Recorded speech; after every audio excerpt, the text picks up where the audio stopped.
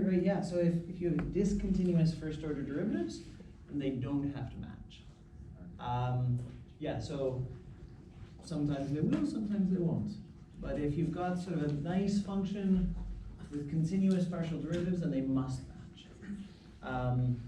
The kinds of things where this would go wrong, right, where you would not have this hypothesis, would be things like absolute values, right, where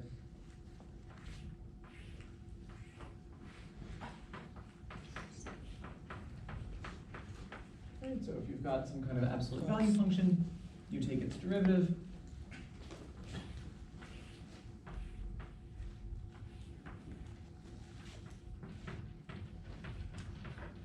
You wind up with something like this. So if you generalize this up one dimension, you can wind up in situations where Clairaut doesn't work. Okay, so yeah, that's a good thing to think about. If these aren't continuous, you can wind up with a not equal.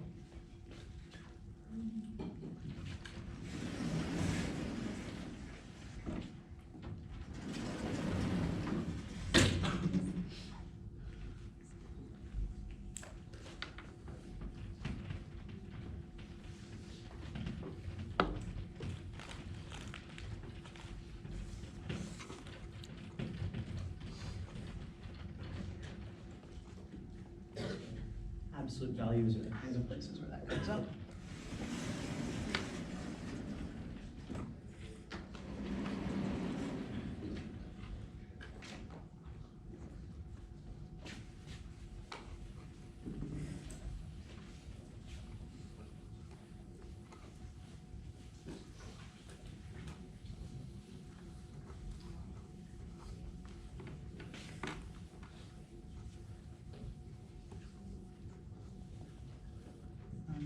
I just want to spend a kind of a moment just pondering Clairaut just a little bit more, because it's really a two-variable phenomenon. We really don't have any statements like this in one variable.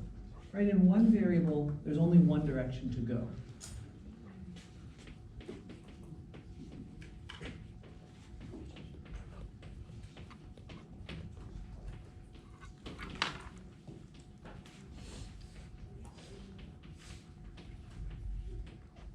So there's only one direction that we could possibly be traveling.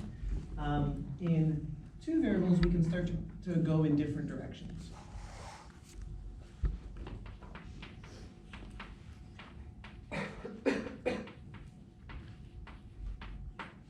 So in two variables, we can start to do stuff like this,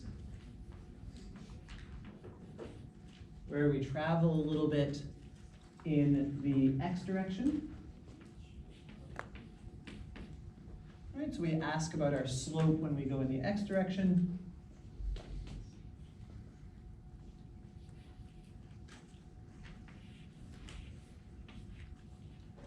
And we can go in the y direction. Okay, so because we have this freedom to move either this way or this way, we can also go sort of around the square in the opposite order.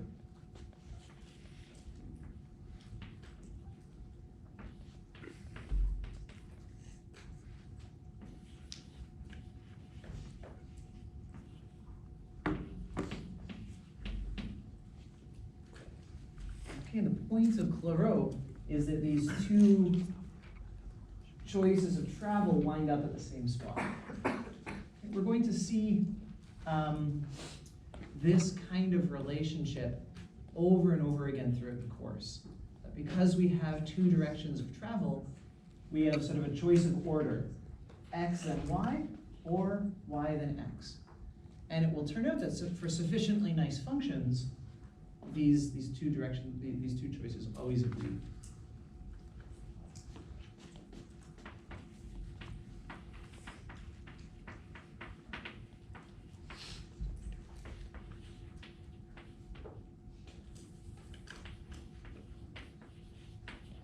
Okay, so sort of moral is for nice functions.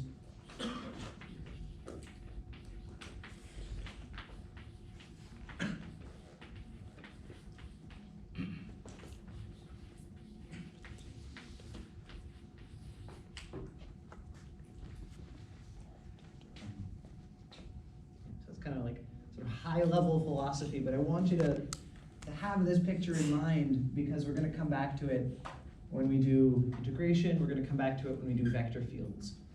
Okay, it's sort of a very special fact that those two choices line up. Okay.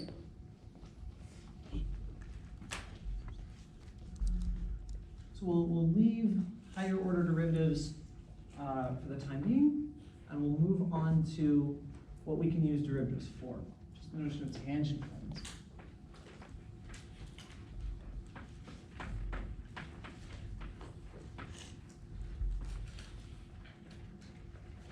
Okay, so in one variable, we have the notion of tangent lines.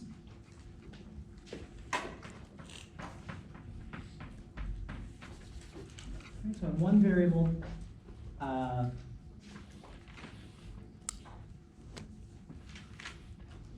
we have something like this, and we take a line that approximates our function very well.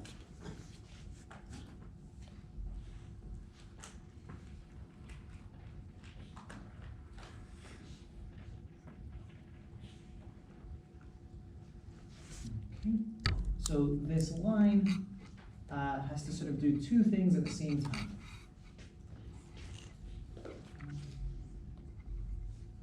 Actually, I should probably ask, to be in a tangent to the curve, what does the red line have to do? Yeah, maybe ponder that for a moment. Just think about what is the definition of a tangent line. It's got some defining properties. Think about that for a moment. Limit of the secant line is equal to 0. Something like that. That's what I remember.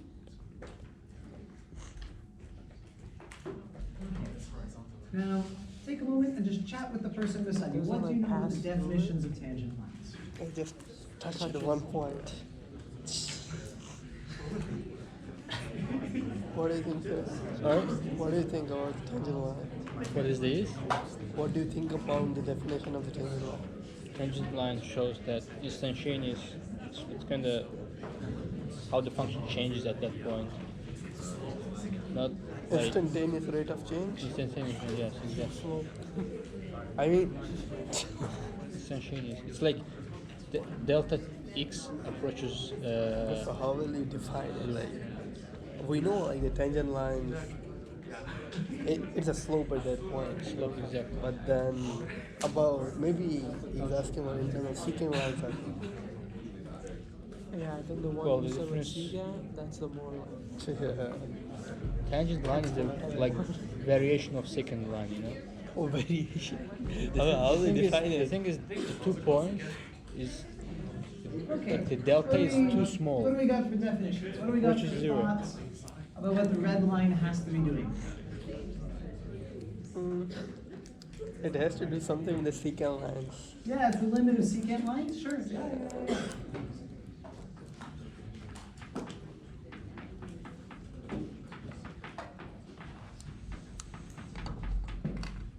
Okay, what else? What else do we got? It's an instantaneous rate of change at that Okay, point. okay, this guy's got it. Okay, we need other people. Yes, I agree. Good one. What about that guy who's staring at his laptop in the back row there? What do you got? What's up with tangent lines? Okay, any other thoughts maybe over here?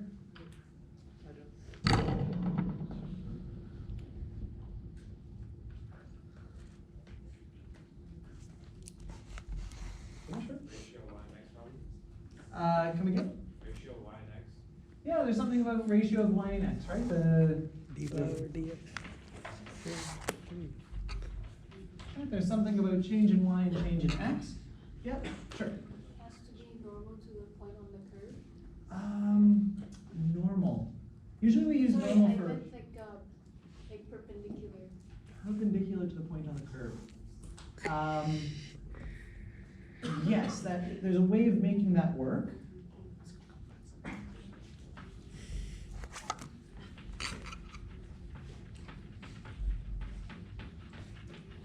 In some way, yeah, we could draw a normal line here. Okay, sure, very good. What else do we gotta do?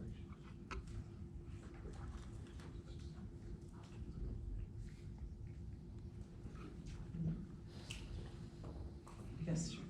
Has to intersect the function. Yeah, that's the thing. Yeah, sure.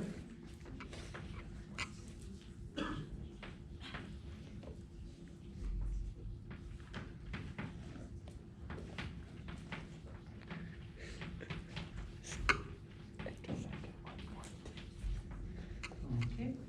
Yep, must intersect the function in some way. Yes. It shows how the function's changing at that point.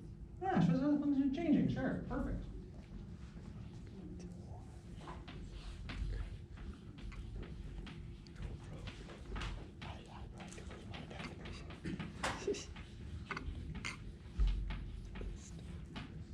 Okay, yep, very good, yeah. So, rate of change. Is there any restrictions on slope or intercept of this kind of thing?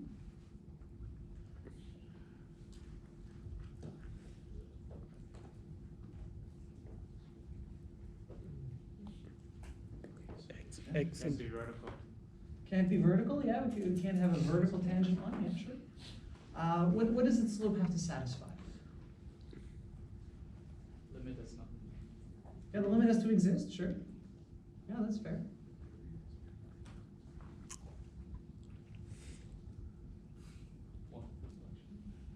It could be, yeah, in this diagram, it is at a point of inflection, yeah. Doesn't always have to be at one, but in this picture, it is at a point of inflection. The derivative. What about it? The derivative. Yeah, there's something about the derivative, right? What's about the derivative? So at this guy here, let's call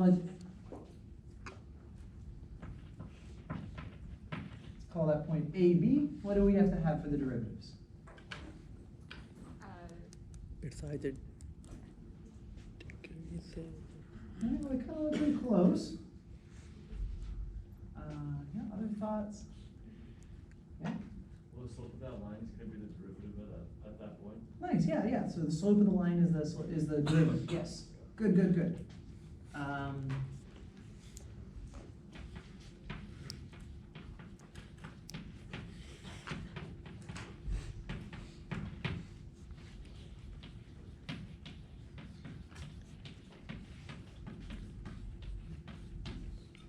Slope of the line is the derivative of the function. There's those videos on YouTube where they explain the same concept at like 5 different levels, right? Where they explain it to like a kindergartner, and a 3rd grader, and an 8th grader. It goes all the way up to like a prof or whatever, an expert. I would have loved to watch one of those videos about tangent lines. Like they're super duper interesting because there's a lot of ways to characterize them. Okay. So we're gonna focus in on a couple of these properties that are nice to sort of use algebraically.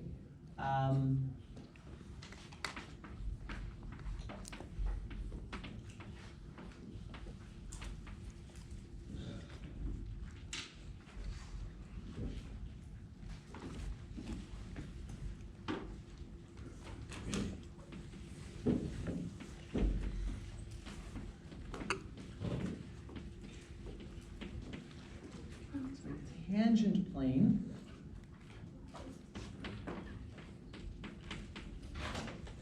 we'll call it pi of xy for plane. It's going to do, let's say 2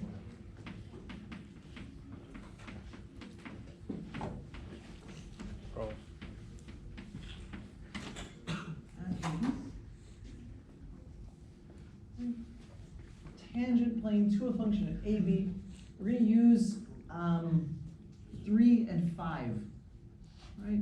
Whenever you've got this sort of mathematical object, with many characterizations, you can select some of those characterizations to generalize the object. So we're gonna generalize away from lines to planes. So we're gonna say must intersect the graph.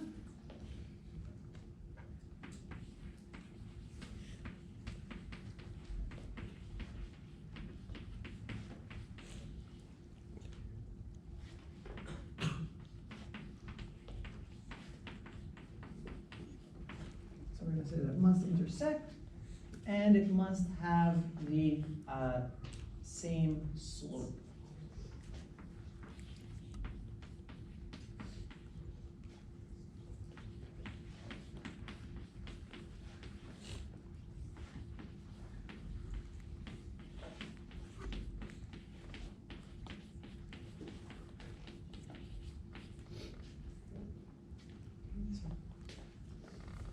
We're taking 3 and 5, and if we want to sort of say these algebraically, right, so we can give sort of a formulaic statement, an algebraic statement that says the same thing. And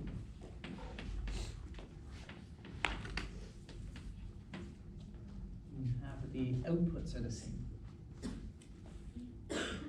How could we translate this into the second thing? How could we translate the slopes bit?